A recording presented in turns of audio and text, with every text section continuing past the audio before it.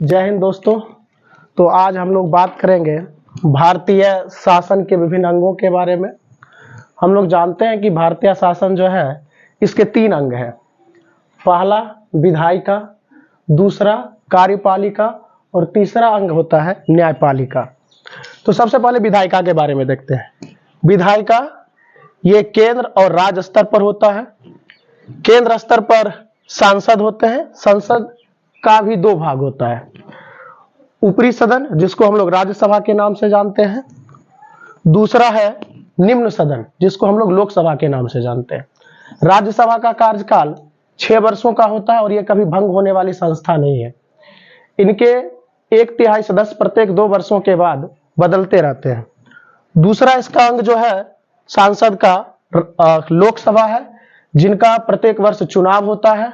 5 वर्षों में एक बार चुनाव होता है और इसके जो भी सदस्य चुने जाते हैं वो 5 वर्षों के लिए चुने जाते हैं।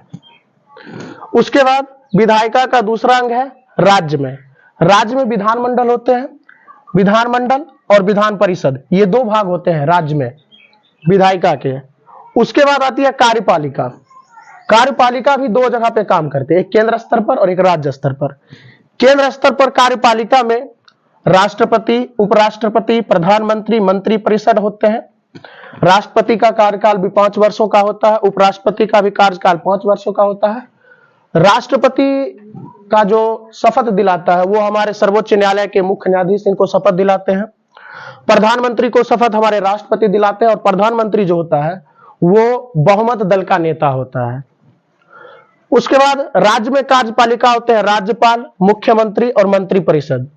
राज्यपाल की नियुक्ति राष्ट्रपति करते हैं और मुख्यमंत्री विधायक दल के प्रमुख नेता होते हैं।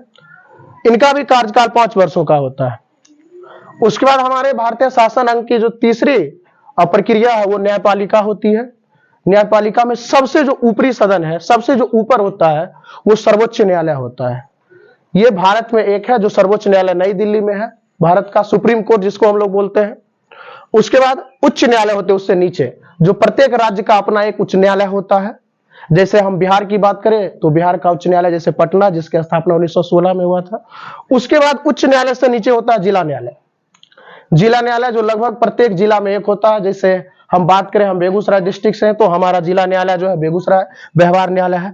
और सबसे जो निचला स्तर होता है न्यायपालिका में वो ग्राम कचहरी होता है, जिसके प्रधान सरपंच होते हैं और ये जनता के द्वारा चुने जाते हैं और इनका कार्यकाल 5 वर्षों का होता है। हम आपको बता दें कि विधायिका इनका काम होता है मुख्य रूप से कानून बनाना। विधायिका ये कानून बनाने वाली संस्था होता है। ये राज्य स्तर पर और केंद्र स्तर पर कानून बनाने का काम करती है। उसके बाद होती है कार्यपालिका। इनका काम है कि विधायिका के द्वारा जो भी कानून बना गया है उस कानून को सही ढंग से शांति तरीके से पूरे देश स्तर पर लागू करवाना। और सबसे निचला जो है न्यायपालिका होती है। न्यायपालिका का काम है कि जो भी कानून बना है, अगर कोई व्यक्ति कानून का उल्लंघन करते हैं तो उसे न्याय दिलवाना, कानून को न्याय करवाना। और इन तीनों ही विधायिका, कार्यपालिका, न्यायपालिका के जरिए ही हमारे इस प्रमुख विश्व का सबसे बड़े लोकतांत्रिक देश का शासन व्यवस्था जो है चलती है। तो ये था बाबू हम लोगों का भारतीय शासन प्रणाली का अंग। जय हिंद, नमस्कार।